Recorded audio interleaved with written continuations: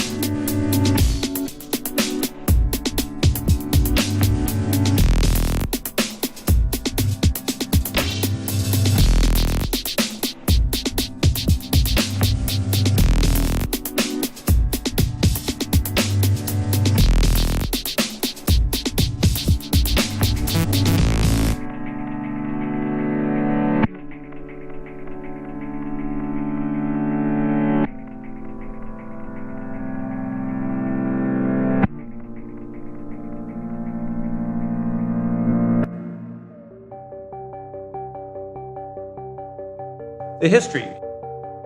I had been running the dark tangent system. That was the name of my bulletin board systems. The bulletin board was known around the world. We were on international FIDO networks. And in one of those networks, called PlatinumNet out of Canada, was going away. He was shutting it down. I was the biggest node. I had the most users, and I distributed to the United States. And he wanted to throw a party, going away party, for all of his PlatinumNet users. But he didn't want to do it in Canada, and all of his users were in the States. And so we were talking. He says, like, well, you should do it. We should work together. And I said, great, let's do it in Vegas. And that makes the most sense, cheap airfare. And he said, sounds good. And I mean, this happened over the course of less than a week. It was really brief. And then all of a sudden, he disappeared, PlatinumNet went down. And all these years, 20 years later, I've never heard from the guy again. I can't even remember his name, it's been so long.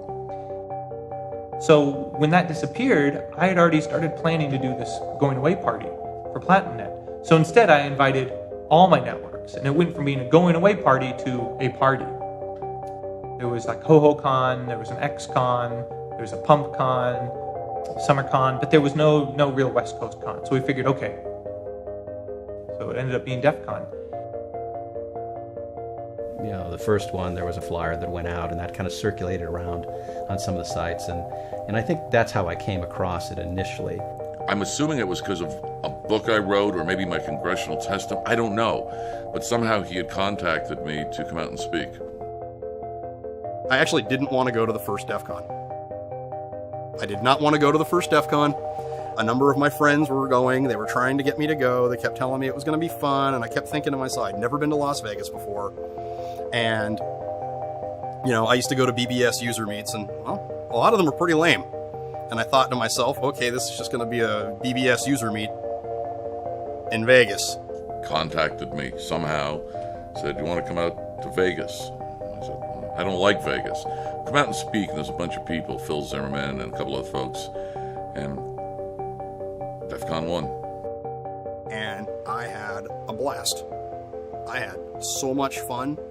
It felt that we were part of something that was really kind of legitimized because there was this event around it. You know, it wasn't just, you know, random people that you might have known or heard, or it wasn't, you know, somebody on the, you know, in the phone freak world, it wasn't somebody on the end of a toll-free loop around that, you know, you called at midnight and, hey, who's there, you know.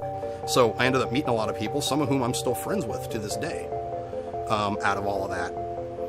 And I remember after the first Defcon was over, and I was back home and I was decompressing, and somebody wrote me on UUCP in my email, wrote me an email and said, hey, that was great.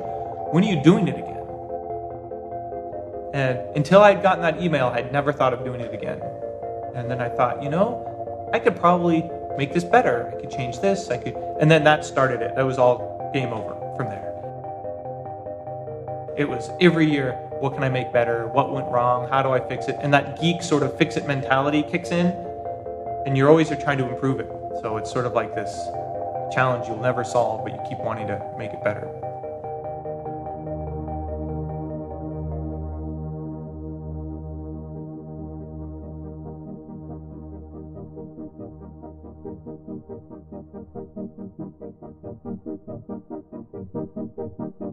If people missed a few years, their differences between their experiences is going to be pretty radically different. Defcon 1 was around 100 people, and we expect roughly 15,000 for Defcon 20. We work nonstop. I haven't seen 4th of July in like 7 years. It's crazy that DEFCON, as you can label it as a hobby, takes so much time because it seems like pretty much from the moment DEFCON ends until the time that we're spinning it up again, we're busy. You know, technically I retired 2 years ago, but I can't give it up because it's such a part of me. I'm giving back to the same culture that spawned me. DEFCON for the last 10 years especially has been a very big part of my life. It consumes most of my free time. DEFCON starts for me the day after DEFCON is over for the next year. It's going to be amazing. We have so many surprises planned for the attendees. It's going to be remarkable. This is going to be a really, really special year. If you're sleeping, you're doing it wrong.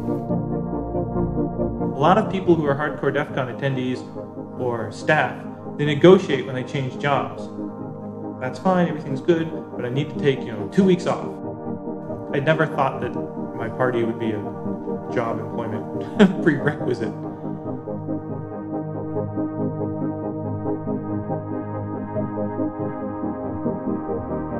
I am not kidding. I am expecting another well-orchestrated, well-oiled machine coming together and producing this amazing gathering of geeks. No kidding. It's what we do. We come together and we do the hell out of it. And I expect it to happen this year.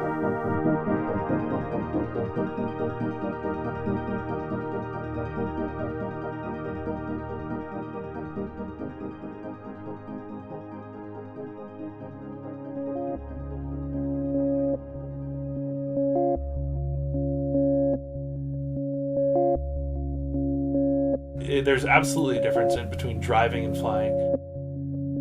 When Utah Group, for example, used to go down to DEFCON years and years and years ago, there was a whole process where basically we gathered at this restaurant called D's, or like we called it Freaky D's, at like 2 a.m. And basically, 20, 30 of us pile into the restaurant, and we'd have our caravan of cars all set together, and that was our group of people.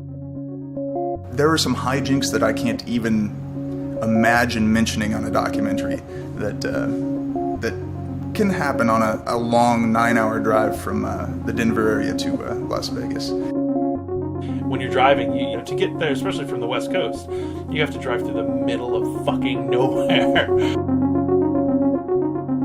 And it certainly adds to the experience when you roll in and it's just after sunrise or it's just about sunset, or you really have no idea what time it is, and there's Sin City, and of course you're playing Viva Las Vegas by the Dead Kennedys or something like that, and it does add to the experience, I think.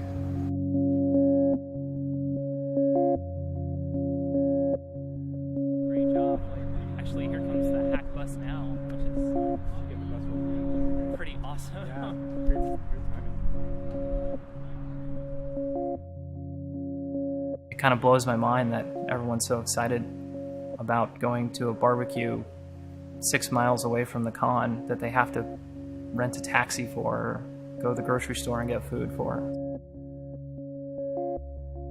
I don't know, I just feel like the barbecue is this misfit love child of DEFCON, because everyone's like, hey, there's this thing that happens over there and they're grilling alligator and elk and all this crazy meat, and why can't we ever go? Where is it?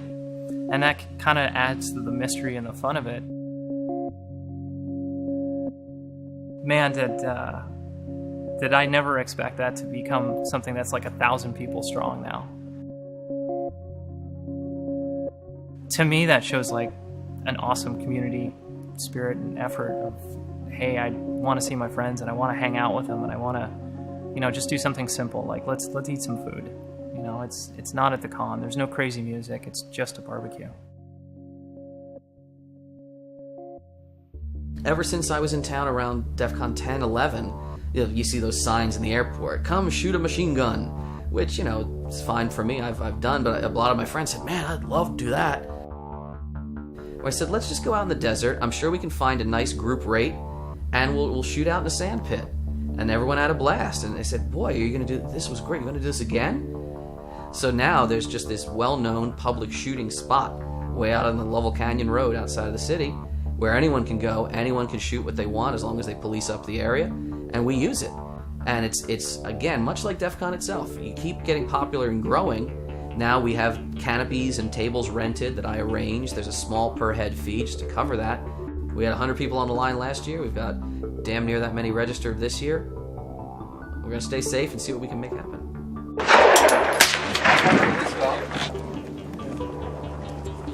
Can everyone hear me over the reports over the berm? Yes. All right. All firearms are always what? Loaded. They are always loaded. Nothing is ever an unloaded firearm. You always point the firearm where? Safe direction. In a safe direction. Yes, the key point, not just being your target, but what is beyond it. The hacker community, you can never put a single hat on anybody, but there's a libertarian undercurrent to a lot of our membership, so being able to just treat guns as, well, that's this piece of equipment. If you use it the right way, it's great. It percolates through most minds.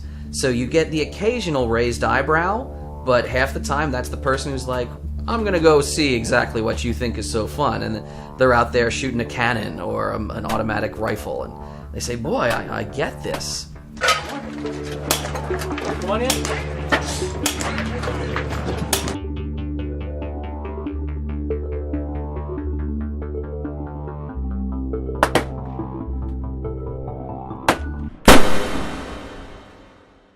I think it was the year when I was at the Aladdin, and we'd forgotten to sort of clean up our room, or we didn't think that the maid was going to show up as early as they did. And, we'd gone off to breakfast, and we came back, and the maid had been in the room and cleaned the room and organized all of the drugs. So there was like a little pile of acid and a little pile of ecstasy and some other pills. And they're all nice, neat little piles. I was like, huh, well, I guess things are different in Las Vegas. You've got to put the convention in a 24-hour city. It's got to be like a New York or a Vegas or maybe a San Francisco, because hackers get bored and there's got to be something for them to do. And I saw what happened when there's a lot of bored hackers running around. A lot of activities in the computer underground would happen after midnight. That's just the way it is. So, the fact that people can move around and not be noticed as much, being a group moving around at midnight, that kind of added to the appeal. And I'm big on privacy. Nevada still respects people's personal privacy. Your hotel room is considered your domicile. It sounded fun. Just a bunch of computer people, right? I mean, it just seemed like my group was in Vegas, and it sounded like a really, really fun time. So, and the whole underworld connotation of it all was very attractive to me. So I feel like there's going to be a streamline of people like really dedicated. Like, we're going to be first in line. We're going to be first in line. I want to make sure I get a badge. Like, that was my biggest concern. It's my first Defcon, and I want to make sure I walk away with a badge. We're all Defcon virgins. We got to pop that Defcon cherry and sort of get those badges. And how many hours do you have to go before you get your badge? I think it's 9 hours now. Right there in the morning. Well, in the morning, nothing's really going on until that 911's on. You have $20. Okay. So, you got $20 plus $20 set for you. Thank you very much. I appreciate it. Sure, Thank you. Yes, we drink. Good. What are we drinking? Stop recording, please. We got pizza. Pizza is good. Yeah. Sounds good. Alright. Jet lag is sunk in. Looks like he's using a pizza box for a pillow. We will not abandon our posts.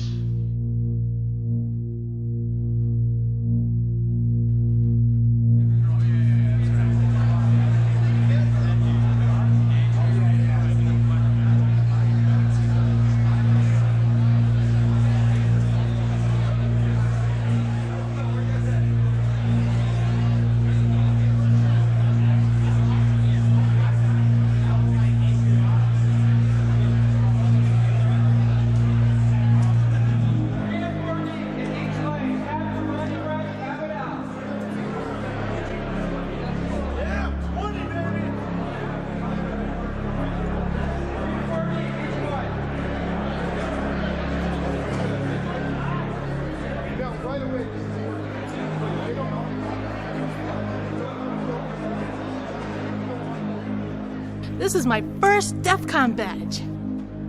Now, what made you decide you were going to come to Defcon? My husband's work decided to send him, and I started going through all of the videos that they had for Defcon 19. And I started looking at that and going, ooh, this is really cool. 20th Defcon. Been wanting to do it for years, and it was just one of those things that just sort of lined up. All the moons lined up perfectly. Definitely heard a lot about the con. It's somewhat affordable con, and there's lots of technical discussions. A whole bunch of really smart people that probably know more than I do, most of them. So I hope to learn something. You know, the opportunity to hang out with those people that really know what's going on was, you know, too enticing to miss out on. And I thought this would be an amazing place to just meet really intelligent people. So now I'm here, and I'm really excited. To meet a lot of interesting people and learn a lot, have a lot of fun at once. It's kind of, you know, a big congregation where people that pretty much live anonymously online get to actually socialize in person and kind of not have to worry about as much, you know, revealing their identity. Well, I've read all kinds of dire warnings about using anything here that's potentially hackable, and nearly anything's hackable. So I was told to take the battery out of my phone. Just you know, I've got a checklist sort of in my mind. You know, kilt, colored hair, drinking before 10 a.m. I haven't seen quite just yet. Every single device in the world has some kind of computer in it, and they all have vulnerabilities in one way or another, and this is an information of what those vulnerabilities could be and how to fix them and make them better and improve it for the future. Are you the teacher? Yes. You are the teacher. And this is your first DEFCON? Yes. And you thought to take a pack of neophyte students into Las Vegas to go to a hacking conference? Yes. Yes. Do you have tenure?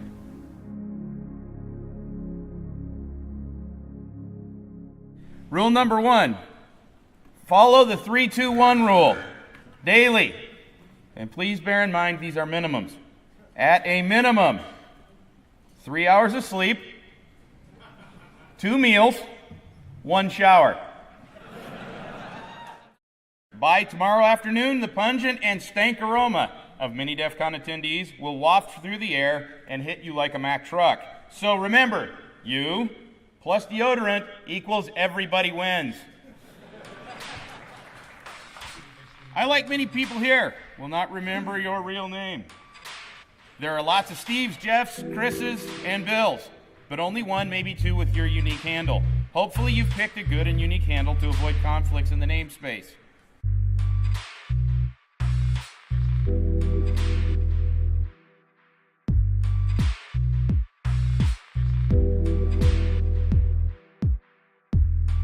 Create a good handle for yourself before someone creates it for you.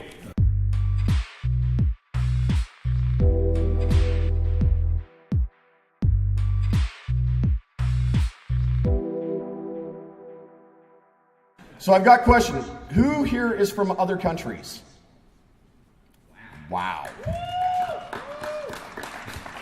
That's impressive. Thank you for coming all the way to join us, you guys. That's awesome that you came out. DEFCON is truly an event and a conference where you get out what you put into it. DEFCON is the one time a year where everything that we do year-round actually becomes physical. All these people that you've met in IRC, all these people you've been chatting to, all these people you've been reading their research, following their work, looking at the different things they're publishing, they're here. Walk up to them, tell them that you like their work, buy them a beer. They'll probably be your best friend. It's one of the biggest things about this crowd you've got to really swallow is the fact we are all super, super approachable. You can be a wallflower here and still get a lot out of it, but you're not going to get you $200 worth, frankly. You're going to have to interact, work with people, get to know people, go party with people. If you don't know something, be proud of that. Be like, I don't know this. Can you please teach me? Can you please educate me and train me? This crowd loves spinning people up. Take the time to go in and learn from these people. They're geniuses, truly geniuses, and some of the best in the world in whatever it is that they're presenting or working with. So take advantage of it, you guys, okay? All right, the next rule is one that basically says, the media is not your friend. Don't trust them.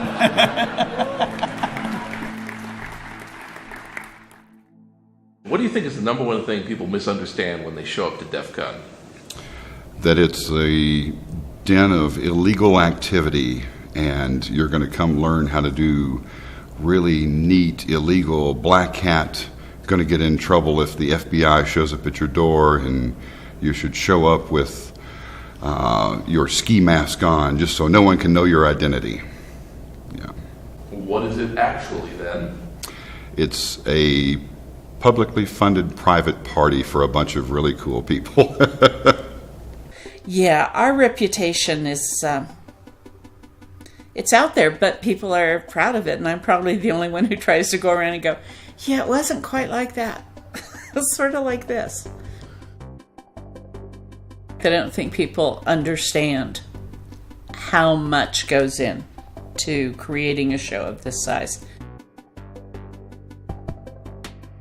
Defcon looks like this big amorphous jellyfish of people everywhere, but what I hadn't realized is that there's really a lot of stuff that goes on the back end to keep it running like clockwork.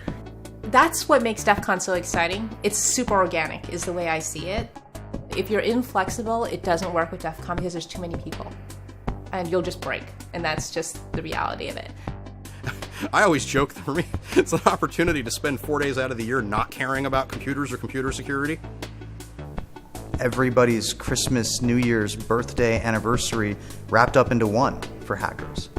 It's an experience that's not like anything that anybody has described because it's kind of something you can make what you want out of it. Like, you can show up and you can just go to talks and you can sit there and get that out of the conference. Or you can show up and just party. You can show up and hang out in your hotel room with a bunch of friends. When it comes down to it, like, you're the driver of the experience. It's not a pony show where you can just, sit down in a seat and let it unfold before you. The more active you become inside the con, the more fun you can have.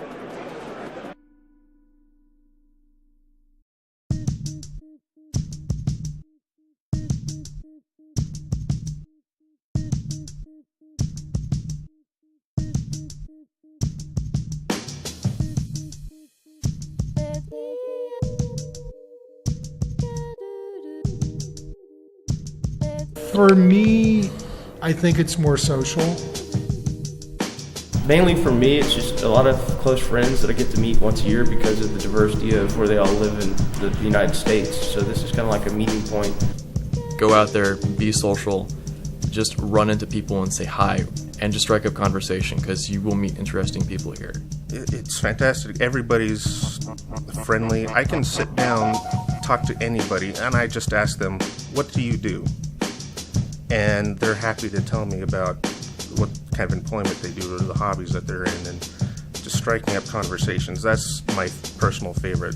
It's a combination of the people who I run into at Defcon and just sort of the atmosphere. It's like a giant party that doesn't want to end, but there's a lot of really smart people in one place, and it's just, there's really no other place like it.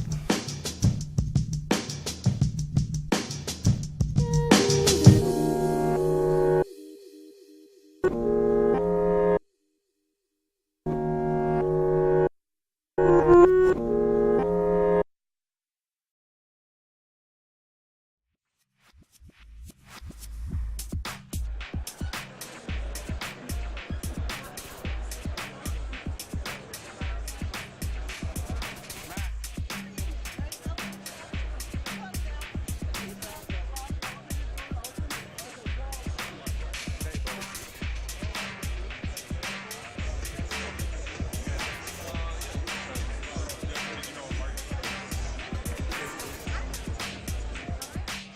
first qualification, if you will, to be a vendor at Defcon is how are you providing back to the hacker community at large? A lot of money goes through there. It's kind of staggering. One thing that we try and do is most of these guys, most of the vendors, if you walk around that room, this isn't their primary business. These are people that are in the community. You'll take a look at these guys. They're only doing this time of year, and it's only to provide something to the community that they think is neat. Those kind of folks definitely get a priority when I'm looking through applications.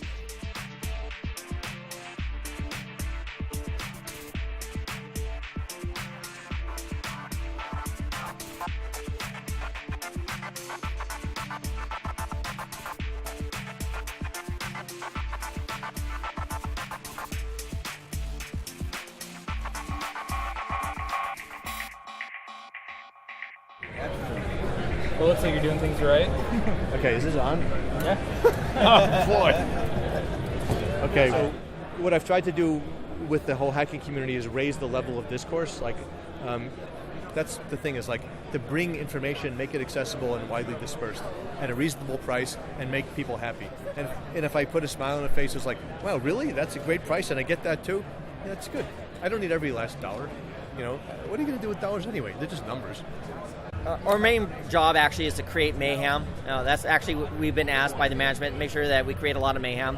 We actually have official DEFCON 8 posters from years ago that we found. So we're not selling them, we're giving them away, but you have to convince us to give you one. And that requires mayhem in the dealer's room of some sort that we don't officially support, but for some reason they end up with a poster. Who knew, right? We are SimpleWiFi.com. We are long-range wireless made easy. We custom make all of our antennas in Miami, Florida. So if you want to go creating a hotspot and turning around your whole neighborhood, or you have that guy with unfortunately has an open signal, you don't want to pay for Wi-Fi, you can send your antenna pointing right at it, grab that signal, and you have internet for free. The people that want something one year that you didn't bring invariably won't want it next year. It's like, you know, everyone wanted network cables, or everyone wanted PIN card readers, or prox card readers, or magstripe reader encoder decoders. You know, it varies every year. And then, you know, everyone that like leaves something behind, like, we need a hub, and it's like, okay. I only have 53 tables total that can be sold. Some vendors are getting 2, some vendors are getting 3. So you have to decide what's going to actually provide the most benefit to the attendees. What are they actually going to want to buy? And we certainly have made mistakes in the past. For one thing, I mean, used to it, we shouldn't have even called it the vendor area. There were a couple of years, and I can't blame anybody but myself for this, where it should have been called the buy your t-shirts room. The only thing that was for sale in there was t-shirts. You know, you had like 2 hardware vendors and 33 t-shirt vendors.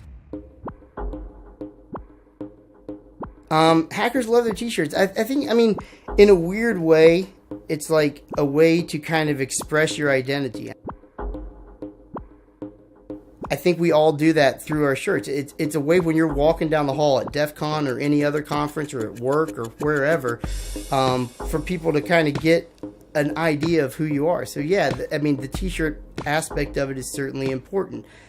But this is one place where I can wear all my t-shirts. And people will know what it is. Yeah, people get it.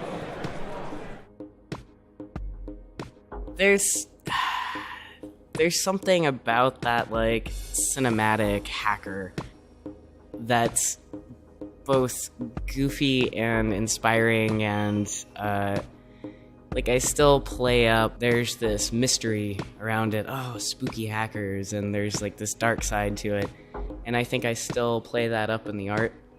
that I'm still intrigued. I still don't know all of what's going on. Like, I'm a maker, I'm not a hacker. So I was a goon the first year, and they stuck me in the info booth, and then about halfway through the first day, Russ came over first and said, hey, I want you to draw on my badge. We had great big badges that year that Joe Grand did, and so I drew on it, and then Pyro came over and said, hey, draw on my badge, and then in about 10 minutes there was this line out the door of people like, draw on my badge, and so Russ came up with the idea, well, if you're going to draw on the badge, why don't you make them give $5 to EFF for every badge you draw on? And raising money, so like laptop, I'd charge $20 for EFF, and then it ended up with a pile of money for EFF like the first year. And so then the second year they said, you're not going to be in the info booth, you're going to have a booth and sell art and draw on things for people to raise money for EFF, and that's how that took off. So.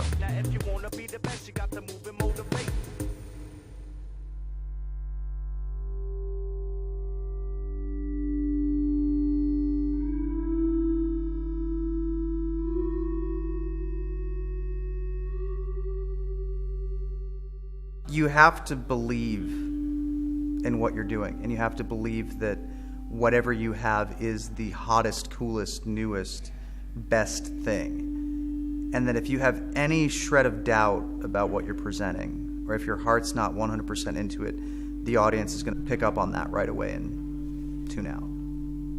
That's the thing. I think the BS filter here at Defcon is very, very strong. I think the talks and the speeches are absolutely important because it gives the world an opportunity for a very inexpensive price to be able to go learn from the absolute best in the world in this industry about the absolute bleeding cutting edge of technology.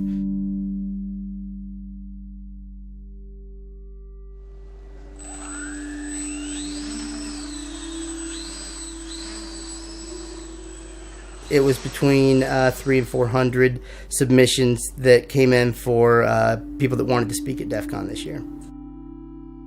Yeah, it was a rough year just because of the number of quality submissions. And there were some that any other year absolutely would have been accepted. But I think because this is the 20th DEF CON, and it's because people want to be a part of DEF CON 20, we got so many more submissions and so many more quality submissions. I mean, DEF CON speakers are all different types, especially this year. You have, you have generals and you have 15-year-old kids, all of whom have something different to contribute. There's no really one thing that you can say that unites a DEF CON speaker except for their desire to present their ideas to an audience.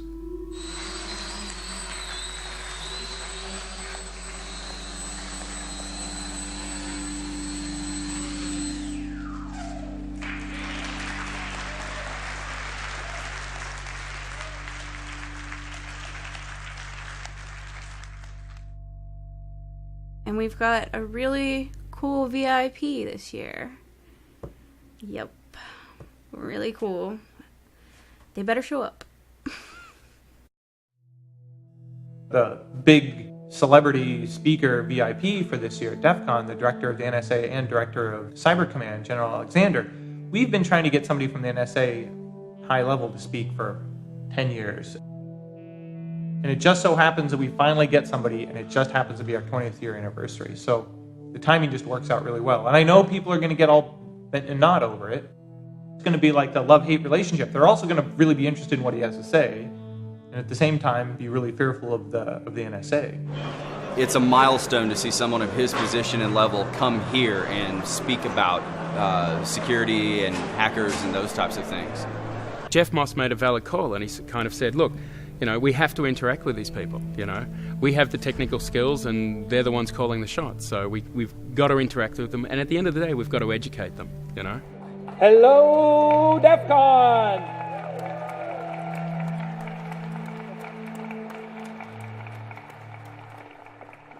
Something I try to do with Defcon is I want to expose you guys from the very first Defcon to people you don't normally see, like I'm sure you guys just don't hang out and have coffee with the general, and neither do I.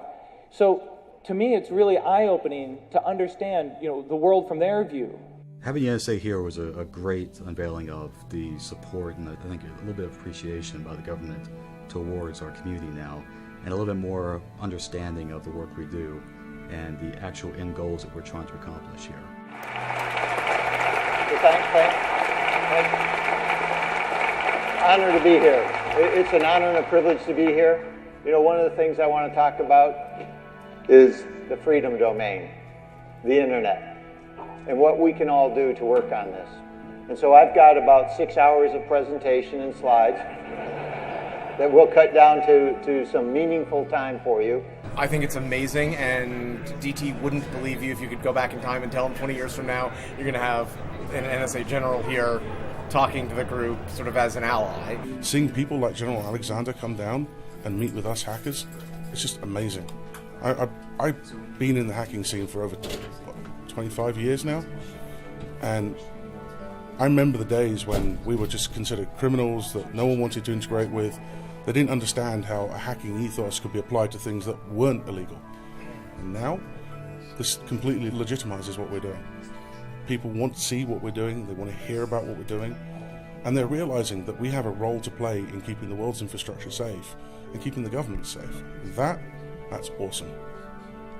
And there's a lot of things that are going on here. We can sit on the sidelines and let others who don't understand this space tell us what they're going to do, or we can help by educating and informing them on the best strategy forward that benefits all of us and our nation. And that's the real reason that I came here, to solicit your support. But on the other side, we also have super privacy advocates. You know, the EFF is going to be right there next to them, and they're probably in a constant lawsuit with the NSA. You know, so try to represent both sides. I mean, they're the ones that have been out there and helping when people try and do crazy laws that you know, they don't really understand the implications of. You know, the EFF will step up and try and, you know, right the ship and make things good for everyone, and we like to support them. And what I'm trying to do when I have these speakers is I'm trying to expose the audience to people they wouldn't normally come in contact with. It's not just always fun and games hacking a system. There's a bigger world out there, and you're playing a part in it, and a very important part. And if I didn't, I kind of think I'd be doing a disservice. It would be sort of like intentionally, I don't know, not aiming as high. So if you don't like that speaker, don't go to that talk. And I think when you bring in not only our great talent here, but those of our allies, I think that's absolutely superb. All right, that brings this session to a close, so let's have a round of applause for General Alexander.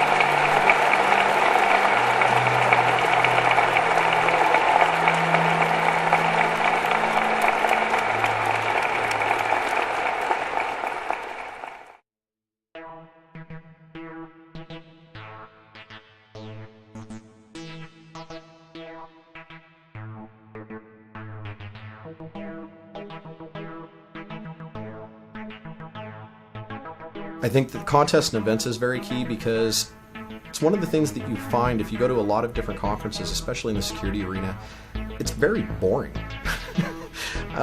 Usually you're sitting around at a bar getting really, really drunk with a bunch of friends and going to a couple talks that you're interested in seeing, but overall it's a lot of looking for something to do. We've just grown to where now I believe that I'm managing about 50 events and contests throughout Defcon 20.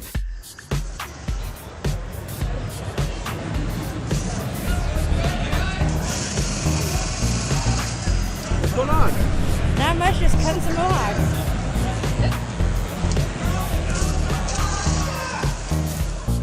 It just started out as shenanigans with like drunk people in bathrooms at DEFCON. But people started giving us money. I started telling them to donate to the EFF, and so people told me that I should make it official because it became tradition.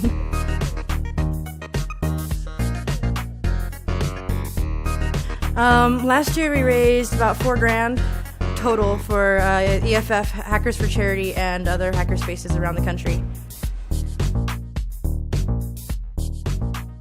I've been growing my hair out for 2 years. It was difficult for the girl because she's about this tall, and she had to stand up on a chair to actually finish it off. This year we have a goal because last year he shook on it. DT will be getting a mohawk this year if he likes it or not.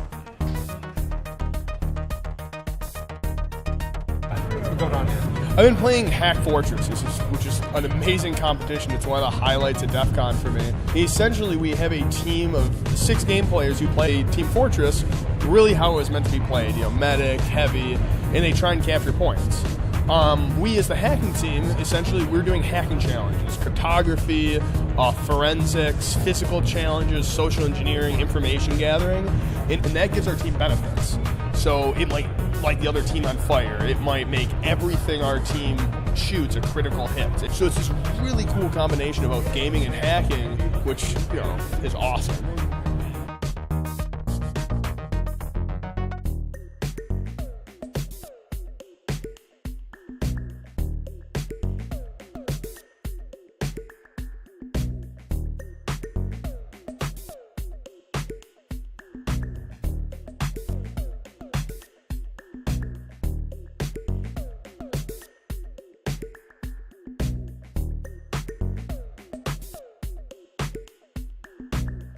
Now you've got an objective here. You've got a 3-person team, and you have to infiltrate this office, steal a lot of information, and get back out again in 15 minutes. But it's a penetration and data exfiltration job. So team-based people will penetrate into a virtual office, and we're framing out the walls and everything.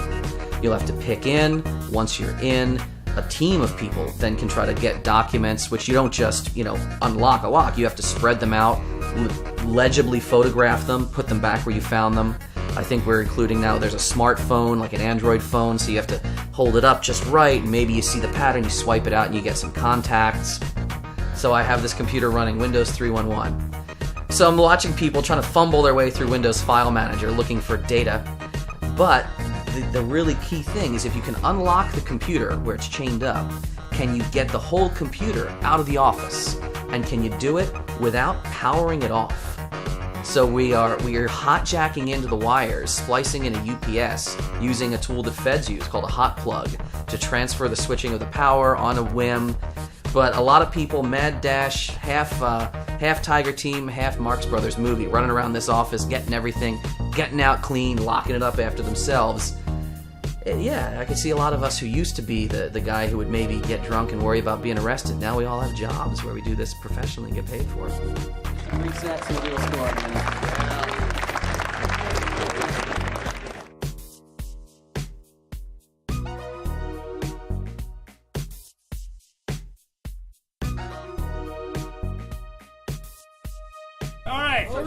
All right, we are ready to begin, everyone. We're going to do science over here. We're going to do less science over there. These teams are tasked with cooling a beer to exactly 42 degrees, which is ridiculous. But people came through. People came through in amazing ways that I never expected. This year, I took away all the restrictions about what you can and can't do. And I said, you have to get it to exactly 42 degrees.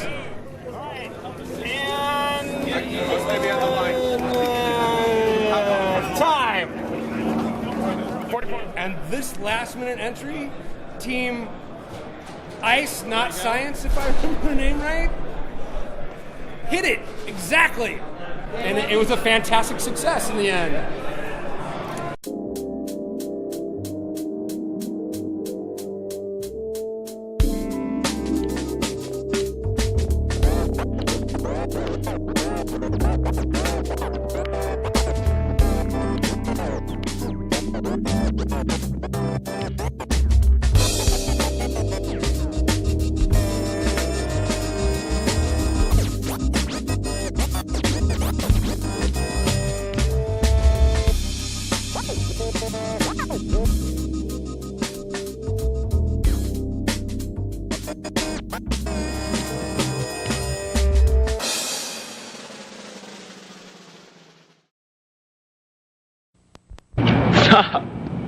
This is Shiznez live from Defcon in the beautiful city of Las Vegas. Behind me you can see the skyline. It's a rooftop! Look, it's a rooftop!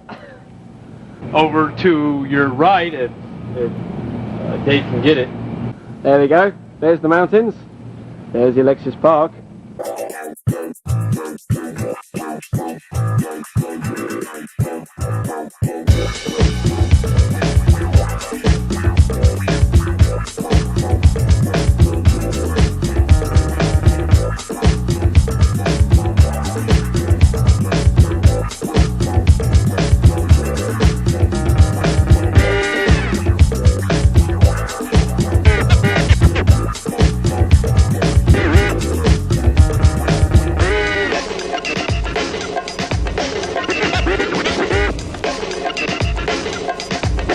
Alexis Park is part of the Defcon legend. It definitely, it's probably the closest thing Defcon has to a home. I know, I wish it was still at the Alexis Park. There was a long period of time that I associate with Alexis Park. We were there for a long time, 6 or 7 years. I mean, we had the whole property, you could hang out by the pool. This is some horrible 70s, like apartment building laid out rows and rows of these hotel rooms with pools and grass areas down the middle. It's like multiple pools that we could just party at all night. If you don't know what Pool 2 means, if you don't know what Pool 3 means, you weren't there. I mean, there's some really ridiculous stuff went on. Pool 2 and Pool 3 were just sort of like these nexuses of activity and energy. You could be guaranteed to find something going on at 2 a.m., 3 a.m., all the way to, the sunrise. And we had folks that were underage, and we had folks that were overage, and everyone was not sober and doing their thing. And I was told at one point that at the Alexis Park, we did enough business in alcohol sales that equaled about 4 months of their normal alcohol sales. And you talk about debauchery. The AP was where true debauchery at Defcon occurred.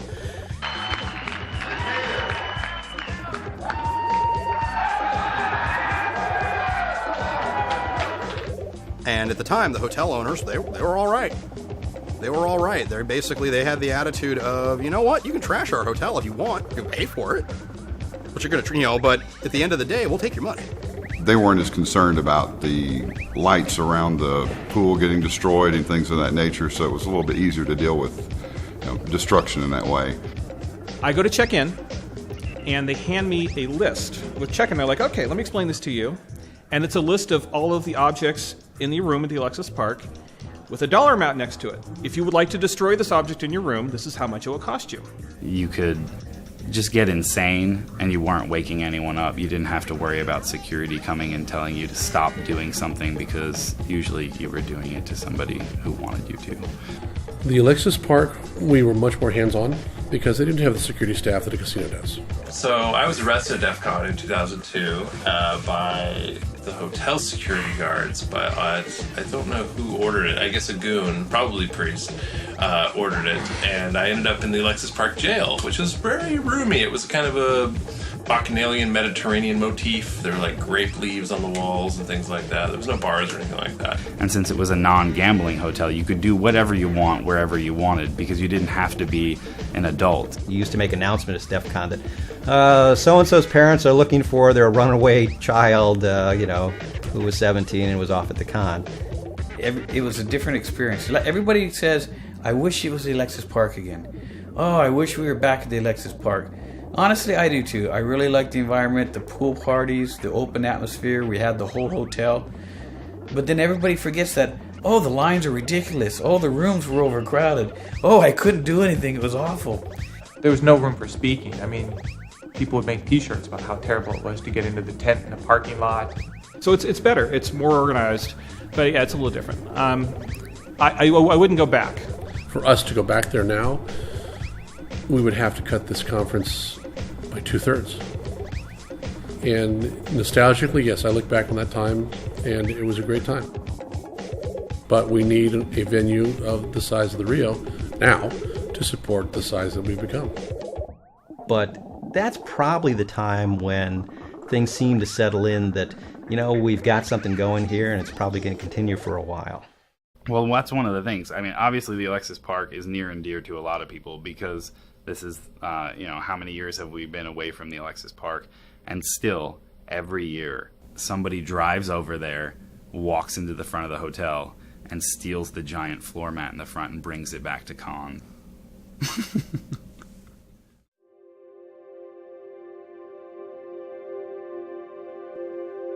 A conference badge has 3 purposes.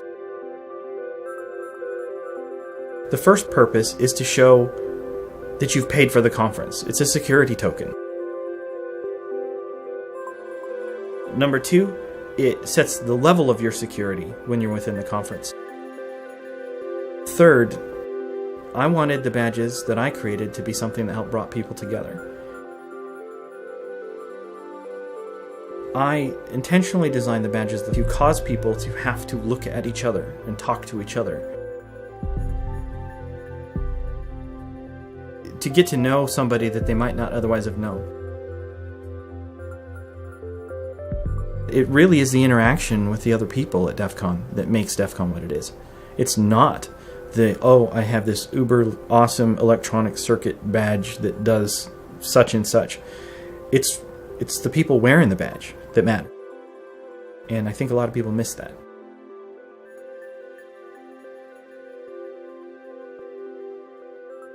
The years where we've had an electronic badge, people show up wanting to do something with this awesome little piece of tech that they were just given for their entry fee. This is this is like an open badge solder session. We're helping people complete adding the connectors to their badges. We're not doing it for them, we're assisting them and letting them do it themselves, because that way they learn how to solder. So far, no one's done anything that hasn't been able to be fixed. So it's more of a just learning and community learning project, I guess, of just doing the badges. Yes, first DEF CON, first time soldering. A lot of firsts this weekend. I really like to help other people just get better at what they do, or to find an inspiration, something they're passionate about. And I like to help them progress along that path. Pretty much 90% of the people here have never soldered in their life. This is their first time. And that's the goal. If people introduce people, hey, it's not that scary, it's okay. We're here to guide you, and maybe you'll do it in the future. If not, you know you've done it. So it's one of those skills you'll have.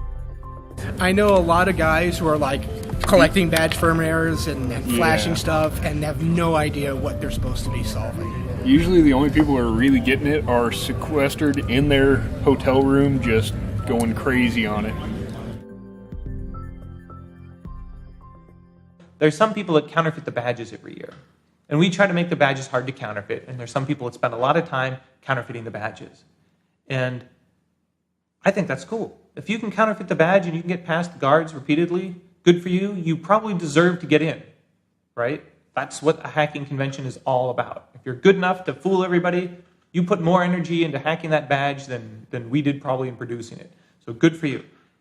They had the smiley face, skull and crossbones, the basic logo for the con. And I think their first design flaw was same PCB board, different colors. So you had people that went out and spray painted them and things like that. Well, the absolute worst thing to do is to step into the goon sock with your cute little red badge and claim that you're a goon, because we all know who we are. And once the door closes, you're ours.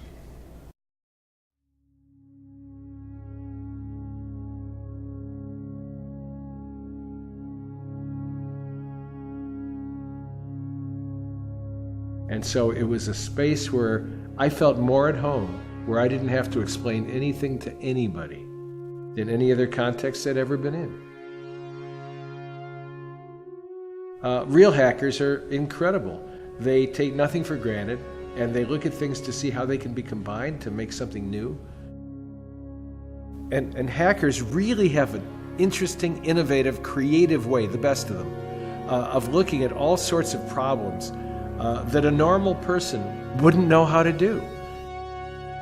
And being fearless in the face of ambiguity, holding multiple representations of reality simultaneously in your mind, even though they may be contradictory and conflicting, and holding them there lightly while you explore which ones are a best fit for now to the sensory data coming into society. So, Feynman, great physicist, he said, the interesting fact is the anomalous fact. Emphasize both fact and anomaly, because it says there's a whole cornerstone here of another way of looking at things that we're missing. Well, that's what hackers are looking for, and that's why I've taken to it so, because the edge, where new realities are appearing and normals don't see them at first, but hackers are looking for them.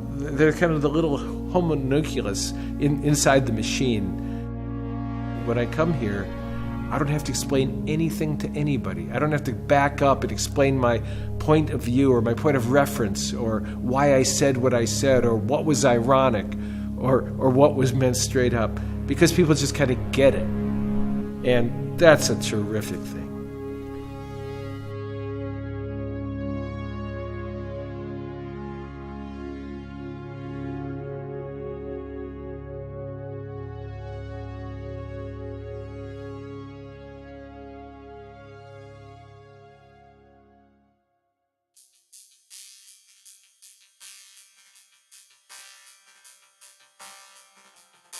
Probably our signature event is Capture the Flag.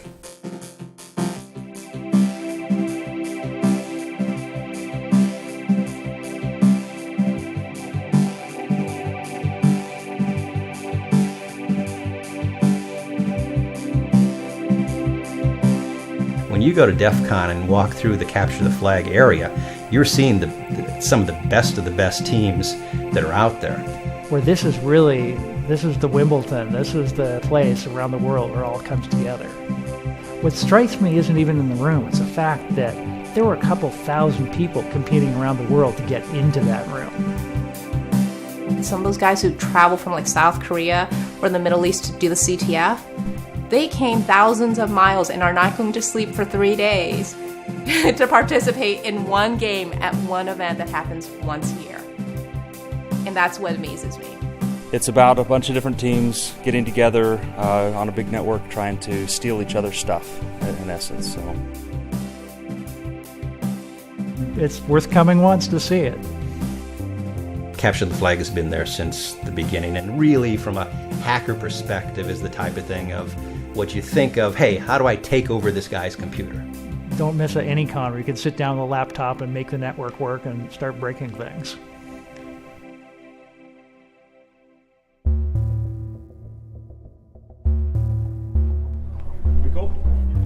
So Crash and Compile is a programming contest crossed with a drinking game. What can possibly go wrong?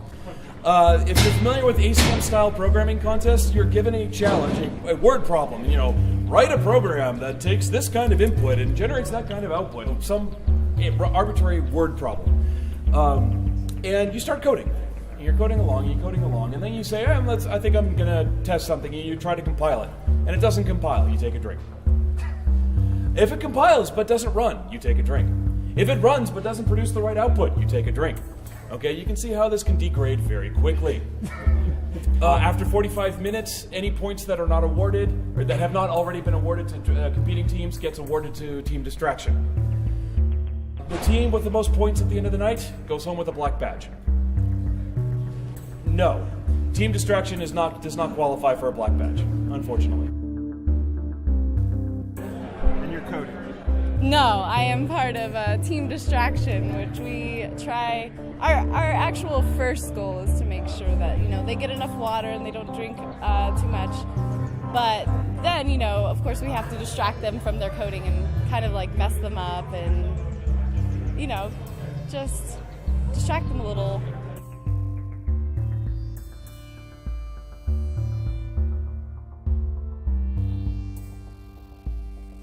Everyone have a beer? Yes. Yeah, let's rephrase that. Who doesn't have a beer?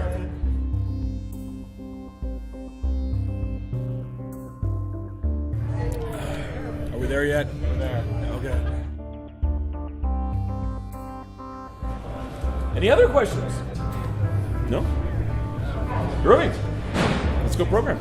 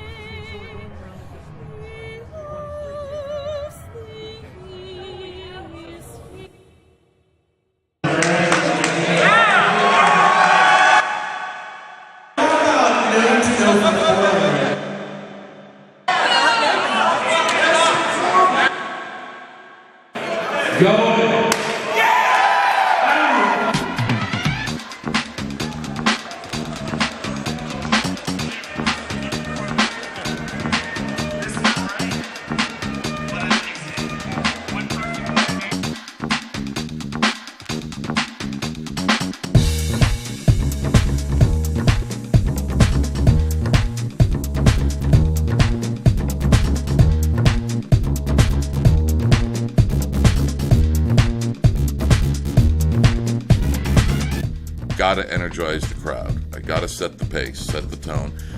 And then I have to say something outrageous pretty damn quickly. Gotta insult somebody quickly. The show's begun, and I'm not really aware of much of anything else for the next couple of hours. I want the audience engaged within 10-15 seconds. I want to have that dialogue. Copyright lawyers mean this by IP. Win or lose. What is intellectual property? What is intellectual property is correct. You can piss this crowd off very easily. So you get your feedback very, very quickly as to whether you're doing a good job or a bad job.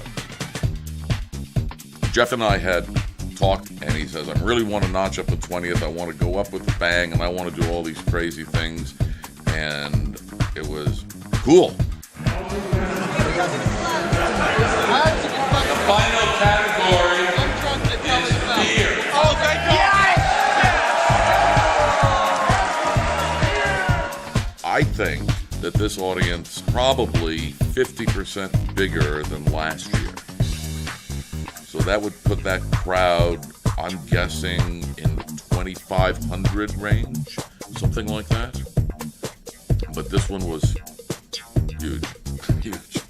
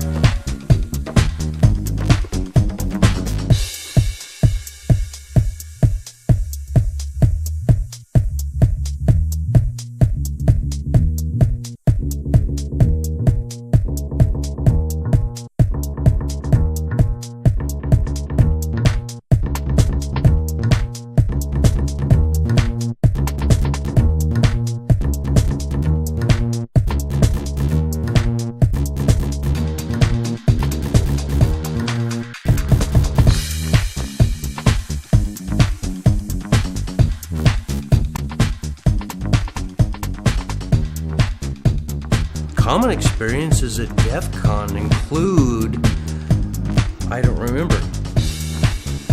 Meaning that if you have a good con, you probably have no recollection of what actually happened.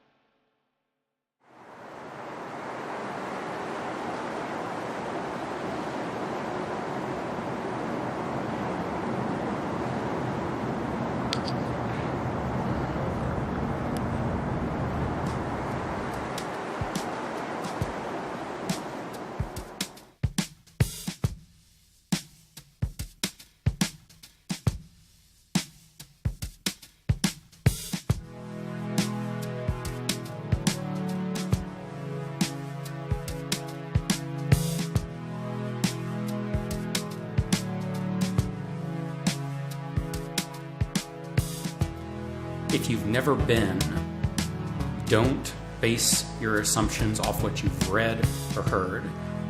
At this point especially, DEFCON is something that you just have to experience.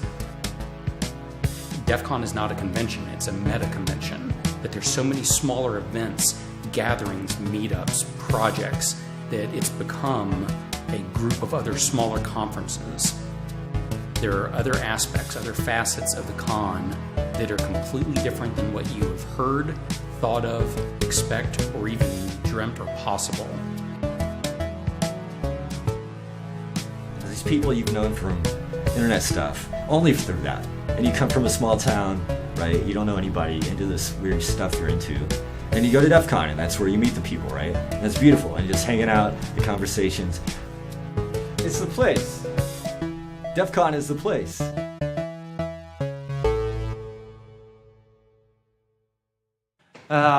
So they change periodically, and so the fire marshal you had last year may not be the fire marshal. Oh, I think that's the attorney. Hello? Hey. Okay, we'll let you in. I can think of a couple things he might have done, that I wished he hadn't have done. I can think of one. When we started, it was very clear that Jeff was younger And he was way smarter than me, but in my opinion, he had no street sense, which essentially just meant that he didn't know what the ramifications could be from a law standpoint on some of the stuff we were dealing with. You know, it's really not property damage stuff. That you can do something about. You can liquidate that. You can price it. You can figure it out. I mean, we've had lawsuits. We've dealt with, big, major battles. It was me versus, 8 lawyers from Cisco for about 2 years. And, it's got these players that can get involved that aren't really attached to Defcon that can put Defcon at massive risk for government intervention, heavy-duty lawsuit intervention. People want to come to Defcon, which is fine. That's what Defcon, Jeff likes it, I think. They come to Defcon and they're like, hey, man, I want to step on the toes of fill in the blank for Mondo, Master of the Universe, aggressive company. I want to come to Defcon and piss them off. What do you think? And, it certainly isn't boring when somebody says, yeah, I'm going to shut down, huge corporation X. So there's problems the public knows about, and then there's problems that never see the light of day, or hopefully never see the light of day. And so we've had a little bit on both sides. Nearly dodged lawsuits, those kinds of things. We had one at the Alexis Park where there was a federal grand jury we heard about that was investigating Defcon, and they were asking for all the room reservation and credit card info on everybody who attended Defcon. And luckily, we are cash only, so there's no records to seize from us. So as the organization, we were fine, but the hotel and the vendors in the area, I guess they were getting their records taken, seized, and they're performing some investigation. In the end, nothing came of it. The grand jury, as far as I know, never did anything with it. But that's one of those things where, for years, I was telling people, there's a reason why you don't process credit cards and keep records. And after years of doing that, I was vindicated in my paranoia, because that would have been a huge legal battle to deal with all of that, to try to turn it over, not turn it over. So there's battles like that never see the light of day. And this is the first time I've ever actually talked about it. Describe Jeff Moss. Describe Jeff Moss. Oh. Jeff is a friend. He's an interesting guy. He travels a lot. He's very intelligent. Jeff's awesome. He is legitimately a good person. He's absolutely brilliant. And in my opinion, if we didn't have Jeff, this community and this culture would have never grown to what it is. Without Jeff, Defcon would have never made it this far. I believe that without Defcon goons, it also would have never made it this far. But Jeff is a glue. He's the glue that brought us this far. Yeah, this grew from a very small conference where the staff was equal to or more than the attendees to a crowd that regularly, we've had to move venues every couple of years because we keep growing so much. Yet that continual continuity and the spirit of Defcon, if you will, is maintained because of Jeff.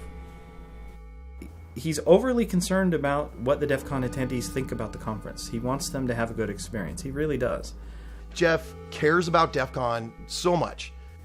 He's a bit shy, as I'm sure everybody has gotten to figure out over the years. It's difficult to get a hold of him sometimes at Defcon and difficult to grab him. He's like most hackers. He's not overly social. He's got that quiet side, a little withdrawn. He's only got so much that he's willing to give you. He is a really personal, kind-hearted guy.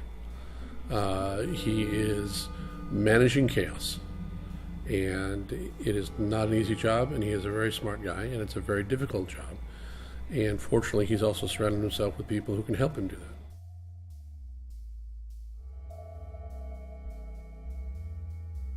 In the early days, there wasn't a formal structure. Kind of in the beginning, we all were kind of security goons to a certain extent. And whether it was official or unofficial, there was a group of people that kind of helped keep control of what was going on. And it wasn't really until later years that, as the attendance went up, that we had to deal with more formal roles. Rule number 4, do listen to the goons. If a red shirt tells you to do something, do it. The goons aren't trying to ruin your fun. They're just trying to make DEF CON an enjoyable experience for everyone. I mean, without the goons, I think there's a lot of things that would just fall apart really fast. And they have in the past. Maybe after DEFCON 9, it was really a rough year. I don't exactly remember why, but we had growth spurts. Where at the Lexus Park, they're physically breaking up fights. They're picking drunks up out of the rose bushes. They're doing CPR on people. The goons at the early Lexus Park days that everybody misses were actually goons. There have been some serious cardiac events that I participated in, but we have had no deaths. We were really beat up after 9, and we had discussions then as you know, should we call it quits at 10? We've had a good run, 10 years. That's substantial. Maybe we'll do one more and see how we feel. And we did 10, and 10 turned out to be pretty good. And thankfully, we didn't quit. All of the various teams have kind of occurred organically. There's a lot of compartmentalization that I don't think people realize. Everyone has their own responsibilities that they're dealing with. We spent a lot of time over the last year setting up for this convention. It is truly a labor of love. We're all volunteers. We don't do this for glory. We don't do this for anything other than we want you guys to have a good time here. When I'm not at DEF CON, we're talking about DEF CON the entire year. We're planning for DEF CON. We're thinking about DEF CON. We're telling DEF CON stories because we live it. We love it. You don't become a goon, you're born a goon. The joke is that we work for shirts. We get a couple of shirts to go and work for 12-hour days plus at DEF CON, plus all the volunteer time throughout the rest of the year. A couple of our guys have worn pedometers over the years, and the average shift is between 15 and 25 miles. So we tend to, especially newer people, we tell them to wear, the right footwear. Make sure you always have water on you. Never walk into a situation where you don't have a plan. One of the things I like to say is at DEF CON, I live my life in the gutter, so you don't have to. But you're right, things that people don't see, that's our DEF CON. That's the Security Goons DEF CON. I'm glad to do anything I can for my fellow goons, anytime, any day.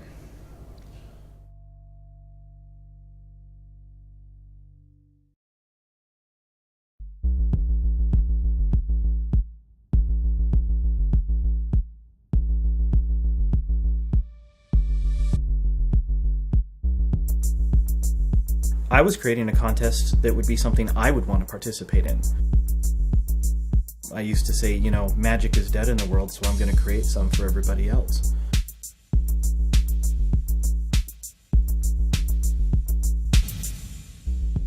I have to design cryptography and puzzles for an incredibly brilliant audience that is designed to be solved in 3 days. That's been not too easy, not too hard.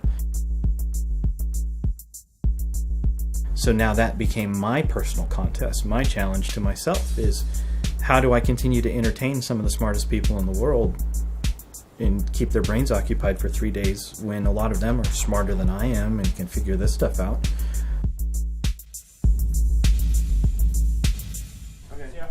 We've mapped out Hershey Challenge. The first thing we got in Hershey Challenge was a letter with 2 keywords, we program and on the foot. This referred to an insane sentence in the program. It's on page 40. On the foot represents the third oval, the third sticker in the convention center, and those 2 things are 2 markers we had to write on a piece of paper and give to Lost. Probably one of the biggest compliments I've ever been paid was, and I've heard this a couple of times, are people that say, I go to DEF CON to compete in your contest. And that's, I don't know what else anyone could say. I'm very flattered when people say things like that. I'm shocked because I'm like, it's just stupid stuff that I think up throughout the year, and then I put it together and try and make it a coherent, flowing contest to the best of my ability.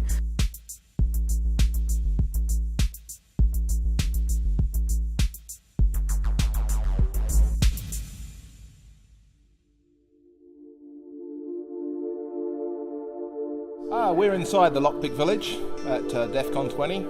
And this is where we teach people how to pick locks for entertainment and sport reasons. Most technical people seem to have a rather strange curiosity about how things work.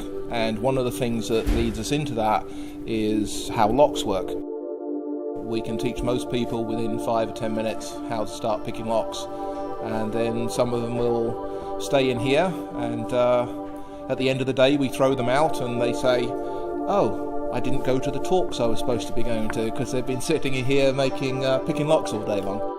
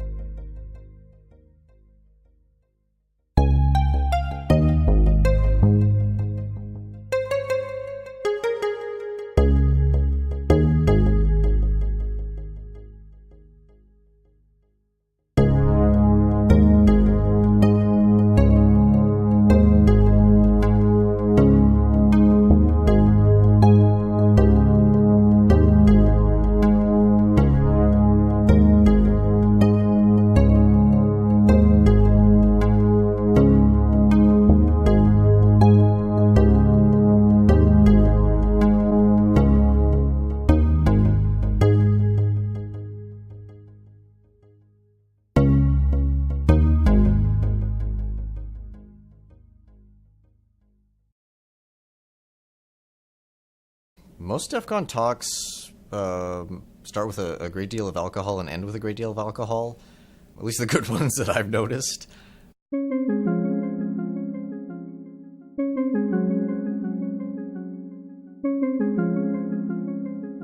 The aircraft tracking stuff came out of the fact that I bought an app for a couple of bucks that allowed me to point my cell phone at the contrail, look at the information that was for that particular flight was overlaid on the camera. As I started digging, I found more and more issues. You know, just out of my own curiosity, I was, how does this work? I found all these issues, and it got really scary because I speak a lot, and I go to a whole bunch of conferences. You know, this stuff can start getting really dangerous. So I was thinking, okay, this, even if I don't have all the answers, I need to get this answer out.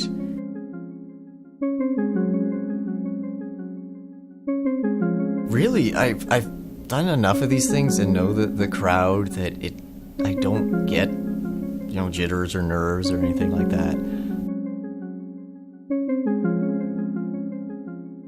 It's the sort of thing, I'm just kind of, you know, running through some of the slides in my talk, some of the jokes I may have constructed for a particular slide or a particular moment. But mostly it's just, okay, does my laptop work? You know, are the slides up? Does the projector work? Yep, okay, all good. Thank you.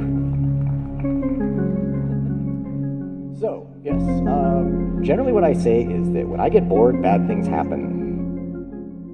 For, you know, at the Las Vegas airport here, you've got a flight landing every 90 seconds. That's an awful lot of metal, money, people moving around. How does this all work? How does this all fit together? You always hear about air traffic control, but does anybody really know how it works anymore?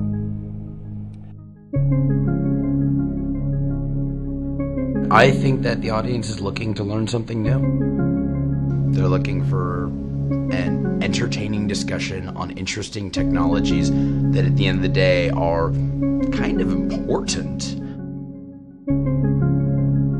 So increasingly my talks have gone into, why is the internet such an insecure place? What do we have to do? Not in theory, not to satisfy academic stuff, but like real world, what do we need to change to make this thing secure?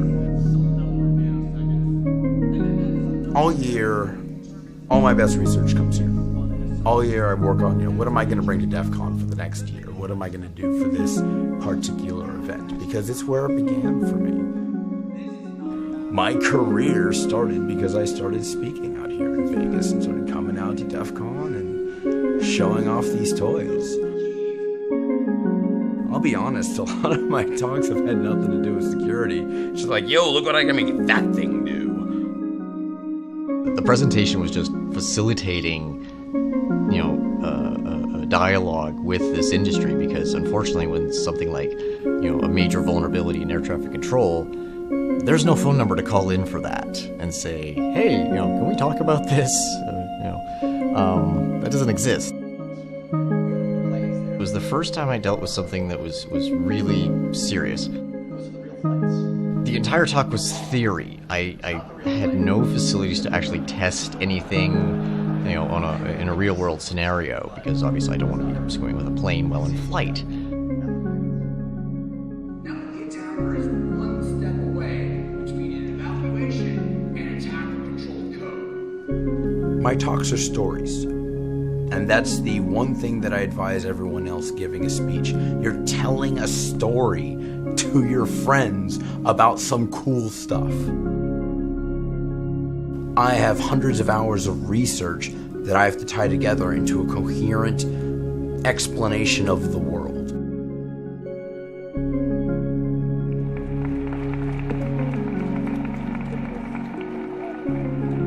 I was expecting a response, and oh boy did I get it.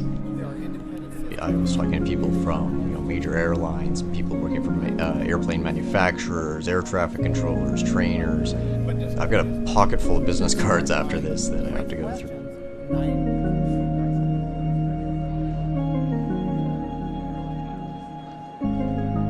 So this was sort of me loudly knocking on the door and saying, you might have a problem here. Let's talk about this.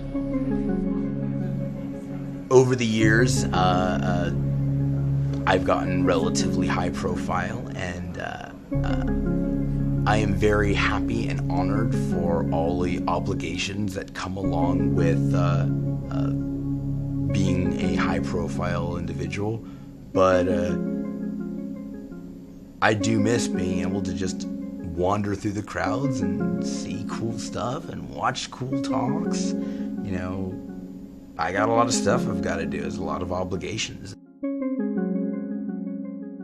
I'm not complaining.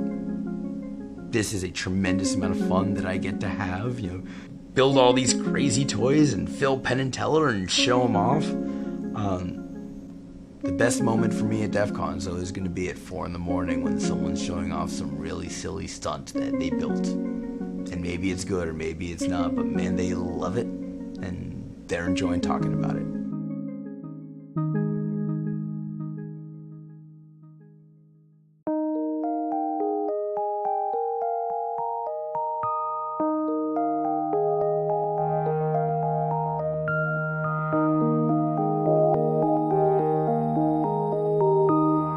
The community has matured from Defcon 4 and 5 dramatically.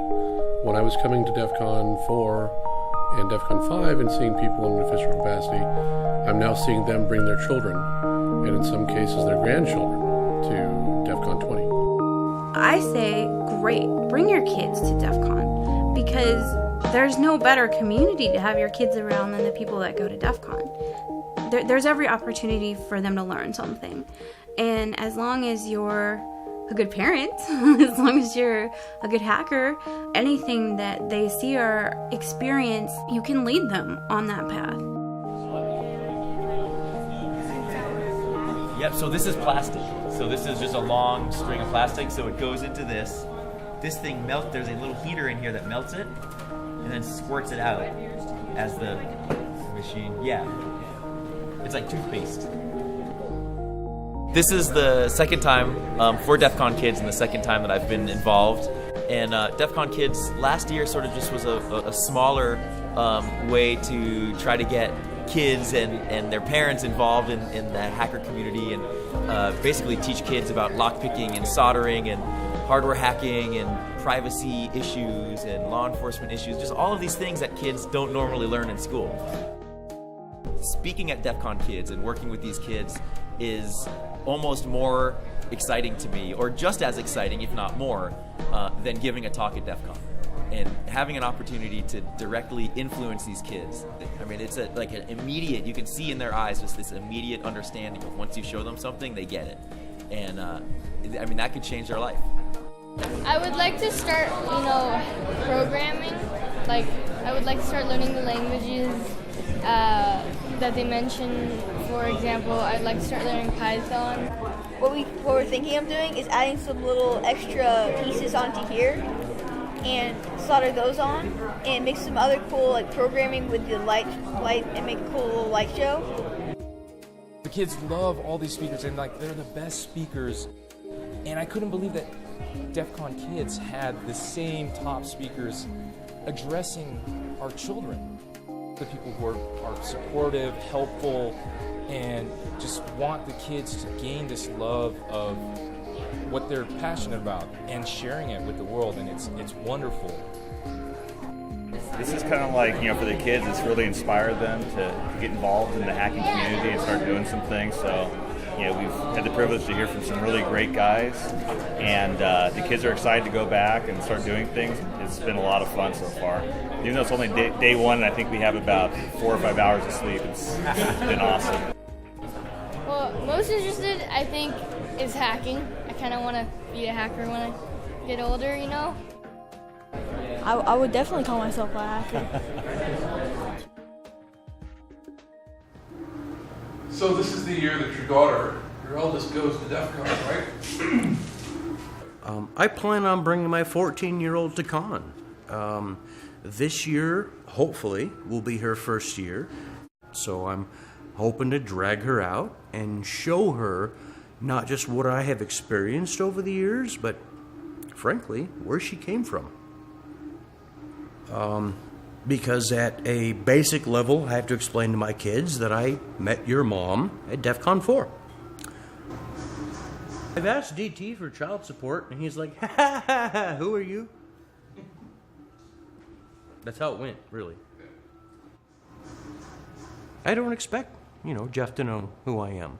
After all these years, I mean, I've been going to his shows for 16 years. And that's okay. I feel okay with him not knowing me personally, because frankly, the dude's got like 20,000 people that some of them expect him to know him personally. I'm okay with that. If there's a message you wanted to say to him, what would it be? Thank you, Jeff.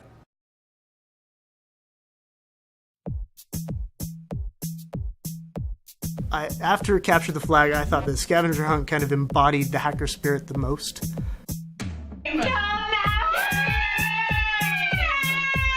There's a tinfoil swimsuit. Good job. She's clean. She's clean. They're going to suck my blood. How are you? I'm here to get my daughter. Scavenger hunt. We've got a huge list of items and or tasks for the teams to complete. By the end of the day, or the end of the weekend, team with the most points wins. There's a lot of activity at the tables constantly. Because the list is things to get and things to do and things to perform and that sort of thing, we get a lot of make activity all the way around the table. We want people to have a good time, and ending up in jail generally is not a good time. While there may have been things that were a gray area or could end up being illegal activity, I think we come from a community who knows not to get caught. We don't condone fire or stealing.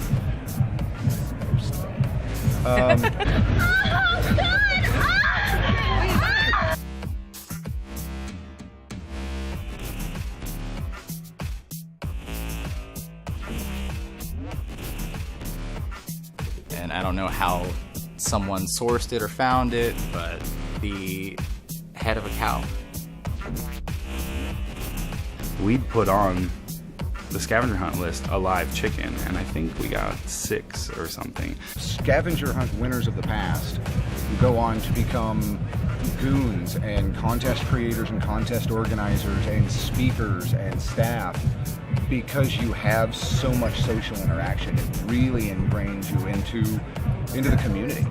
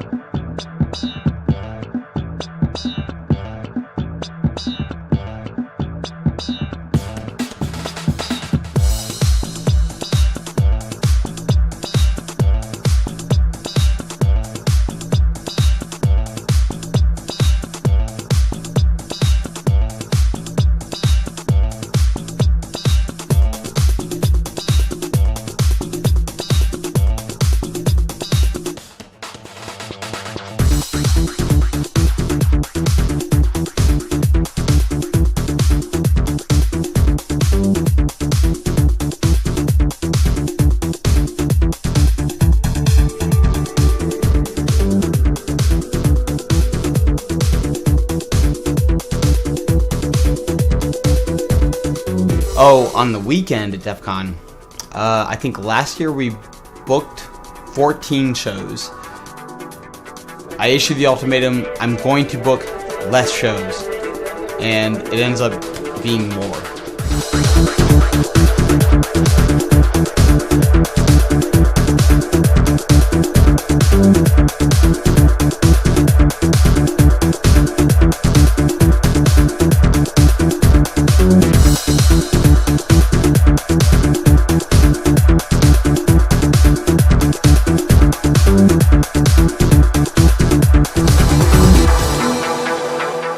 The thing about Defcon that I find incredibly fascinating is that, yeah, a lot of these basement dwelling, like, you know, guys are just like basically getting the tan off of a LCD monitor, party the hardest out of anybody I've ever met.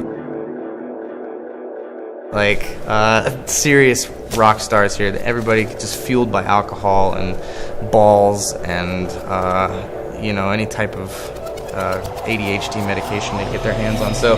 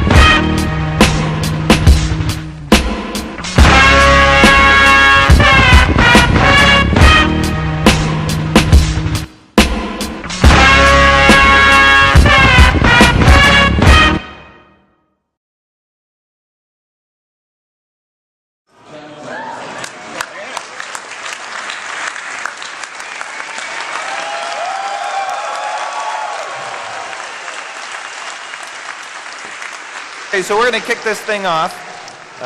We've got really a lot of things to talk about, but we've tried to organize it. So, this is the 20th year. How many people believes that? Yeah.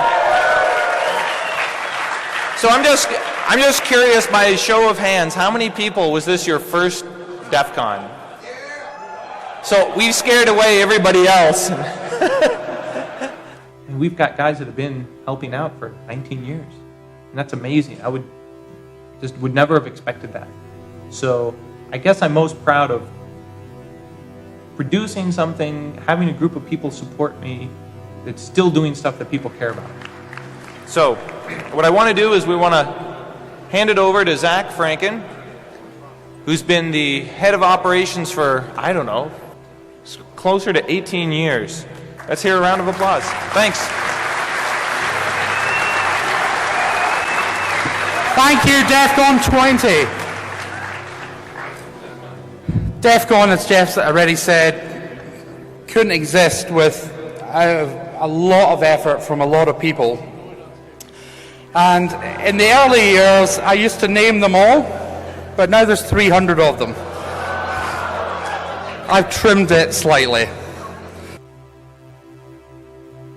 So, while Defcon is running, basically, I'm almost certainly not having a good time.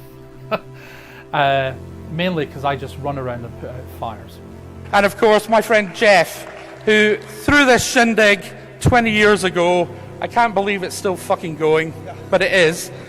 I can't believe there's so many people here that had a great time. And most of all, thanks to you. It's you guys that make Defcon. Thank you so much.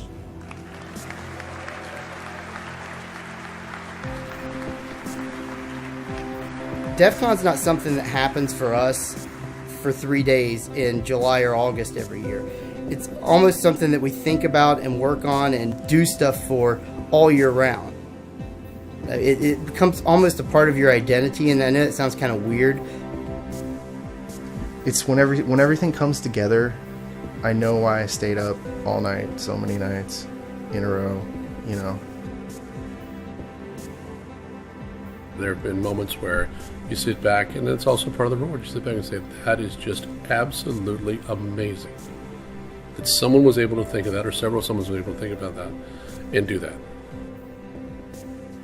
I still love just how excited people are there and the fact that you helped to make it happen for them.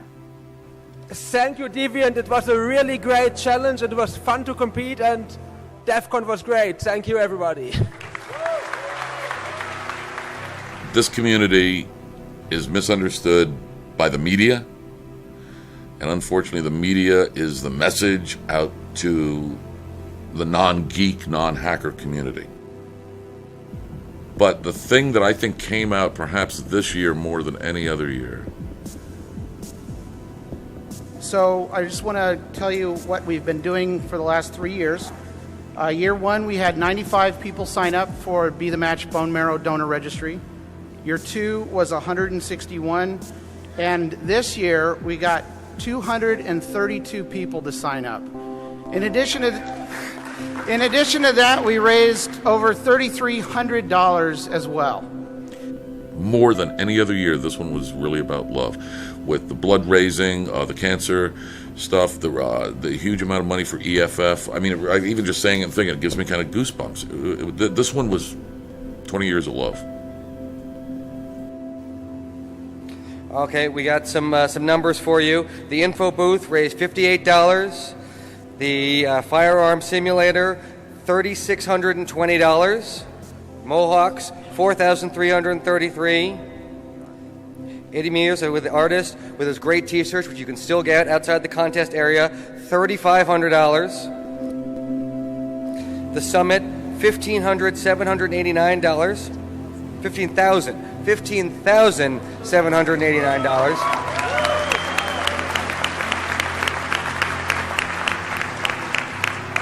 And Hacker Jeopardy for a total of $30,380. So thank you very much. So I'm going to go over here. So you have to understand, he's made this promise for, 3 years in a row now? This is beautiful. We've been waiting for this. Time for Jeff to get his HONK.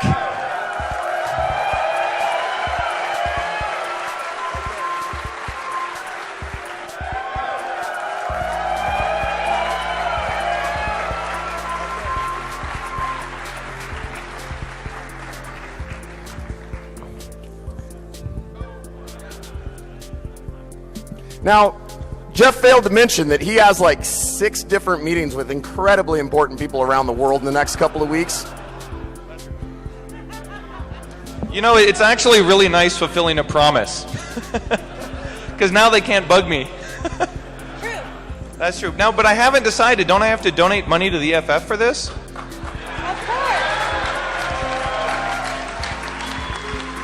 course. I was thinking maybe $10,000.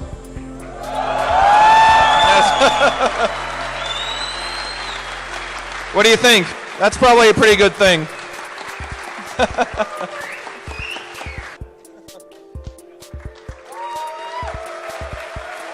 Thank you very much. See you next year.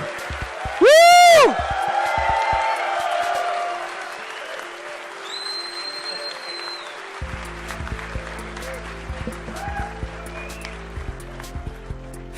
I joke with Jeff that he could cancel it tomorrow, like legitimately cancel it, say, screw it, I'm done, I'm gonna go do something else in my time.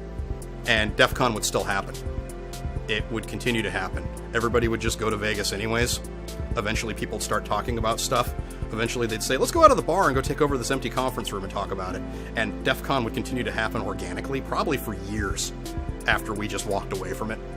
So for those of you who aren't in the conference business, what happens is you sign hotel contracts for years in the future. You have to look into the future and decide, okay, 2 years from now, are we going to be burned out? Are people even going to want to come to DEF CON 2 years in the future, 3 years in the future? Because you have to sign these hotel contracts years in advance. And so who could you hand this off to? Or who would want to take on that responsibility? And I think the conclusion I've come to is I'd probably just stop. You know, and people could continue, the organization continued, they'd just name it something different. I'd give them all my projectors, you know, it would carry on maybe under a different name, but it probably wouldn't carry on under the DEF CON name. The only scenario I figured that out was if I get hit by a bus and I die, I want to have the final DEF CON as a huge party. And no, somebody would have to plan that because I wouldn't be around.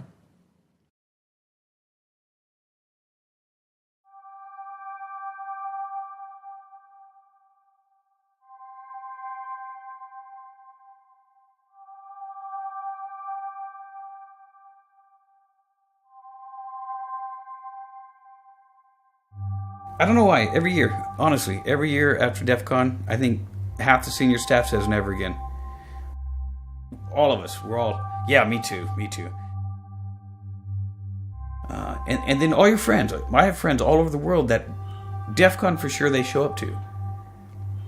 And you get wound up, you get excited for it. You look forward to the experience again. So, yeah, we forget how much it hurt. Yeah, I do it. I have been. Been doing it for a long time. You know, my second, she's 10 years younger than I am. She's been doing it for 5 years. She's probably due for her shot to do it. And I can be the old graybeard that shows up at DEF CON and just sits in the corner, has a beard, and reminisces. I can honestly say that without that first DEF CON and without, you know, shaking hands and meeting people, becoming a goon, I wouldn't be in the position that I'm in now, and I wouldn't have the career and the means to support my family that I do now. It's outside of my imagination missing a DEF CON. When I started, it was like, oh my God, I found my home. And that's kind of where it started for me. Once I got to the first one, I was hooked from that point on. It's a degenerate family reunion. These people are my family. It's a family reunion. You got to come every year and see everyone. Basically, if you go once, you're hooked. DEF CON is it's an experience like nothing else. It's great people and a great atmosphere, and I think from the time that I went, I knew that I would always go, that I would find a way to make sure that I was there every year. And 13 years later, I'm still going. These people aren't just my friends, they're my family, you know, and I genuinely love them.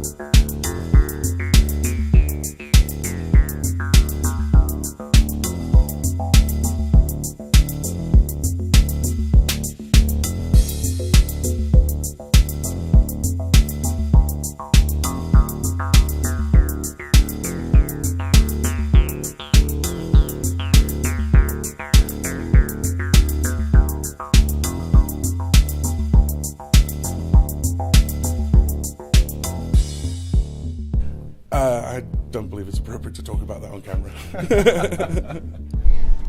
I can't discuss that. I'll tell the story, but I don't think we should put it actually in the movie.